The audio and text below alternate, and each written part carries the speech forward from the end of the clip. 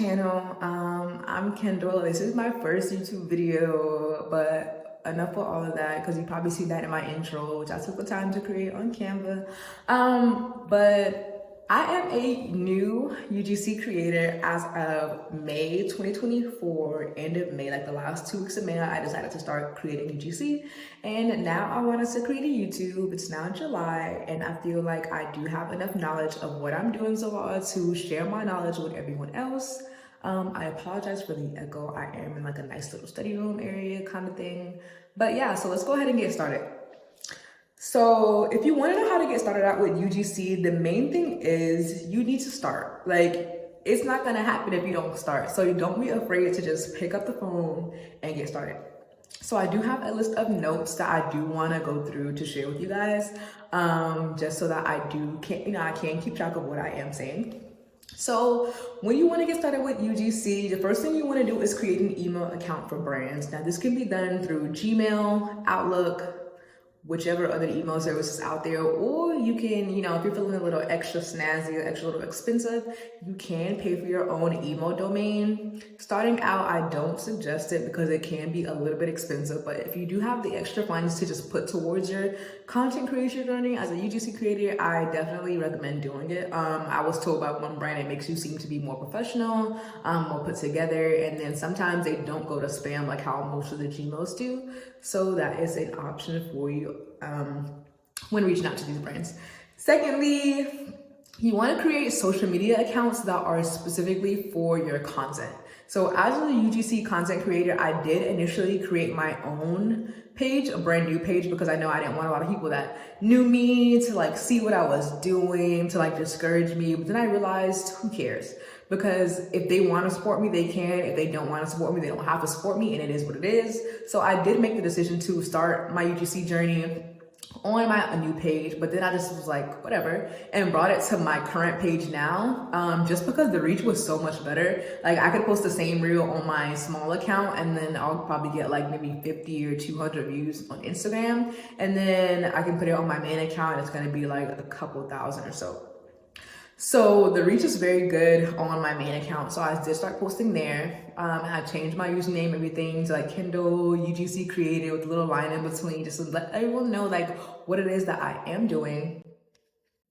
And then I went ahead and made a TikTok as well. I've already had TikTok. Like when I started back in May, I had like 100 or so followers, like 99 really. And it took me forever to get to 100. And this was just like posting like nothing. Like I had like, the last post I had on there was from 2022. So I haven't posted anything in relation to TikTok at all. I was avoiding TikTok like the plague because of how it traps you in. And then now I'm sucked into TikTok now. So that became my UGC, account. I've grown it now successfully to like 4,765 since I last checked. So that's been great in the span of just like 2 months. So I'm hoping to reach 5K by the end of July, and I'm hoping for 10K by the end of, the year when my birthday comes around. So a little birthday present to myself, 10K followers on TikTok, that would be great. So yeah, that's where I post all my UGC examples, my bloopers, my lifestyle content, try-on hauls, things like that. And then Instagram, I also post my UGC examples, gifted PR that I got from brands, just like, et cetera, et cetera. Next step I would suggest is spending about 2 weeks creating a portfolio, because if you're going to start pitching brands, you don't want to just dry pitch them with no portfolio.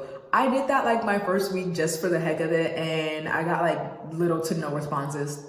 The only brand that actually sent me something from that dry email was Good Molecules, and they were very, very generous, but it took me like a month and a half to get that package because they were so like stocked up, so behind out of stock with everything. But yeah, I highly do not recommend doing that. Spend that time, get your portfolio together. Most people say to just, use things around the house that you typically use because you are a consumer, and what UGC is for authentic consumerism. It's more organic content because you are a consumer of that brand rather than someone who's just making an ad like an influencer. So you take the things that you use around your home, and then you go ahead and basically you want to, make content on it.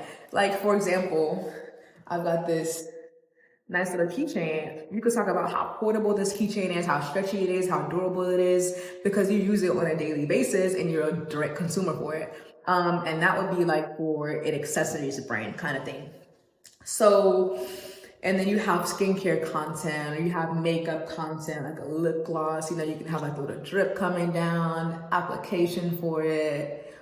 They're just different kinds of videos that you can make with things that are sitting around your house, or you can go ahead and buy things if you're trying to, you know, niche down to a certain niche. But that is what I do not suggest doing. I do not suggest niching down. Always niche up. Because when you niche down, while you are focusing on one thing, which means you could potentially be getting better at it over time and end up perfecting your craft, I do suggest niching up because you have a broader range of brands that you can work with.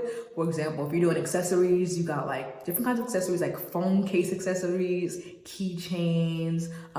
If you're doing technology, you got phones, laptops, sleeves, and cases, which also play into accessories, how you can use a certain technology, which is like a tripod, things of that nature. And then you have food UGC. If you're cooking all the time, make content with that cooking.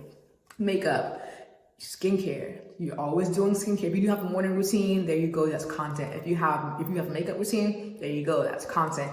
So you can make content with so many different things, which is why I always suggest niching up and not down, because you don't want to limit yourself, because the sky is the limit. So go up to the sky. I also suggest signing up for UGC platforms.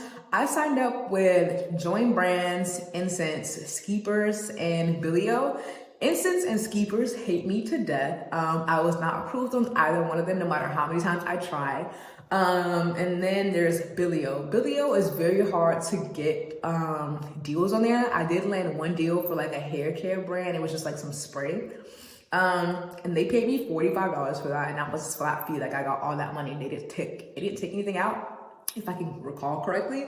And then there's Incense. Incense is the one that I'm really getting like traction on. Like I got my first deal within the week. And then they have like reimbursement deals, where they have ones where you can send the product to you. I've been able to experience both. The reimbursements are for sure. It's legit, you know, they do give you your money back up, like on top of the money that you do get from the brand that they're paying you. But Joint Brands is also taking out those taxes. They take like a percentage of, you know, what you make. I think it's like 12%. I don't know, I have to go back and look, but I will be making another video on that. But within like my first month of doing UGC with Joint Brands, has been mostly where my money has come from. And I've had deals that range from like $5, $15, $76 to $100. So it's been great to get those deals on there. They do have a lot, like hundreds of opportunities on there. You just have to apply to them, hope you get picked, build your portfolio on there, and then you should be good to go.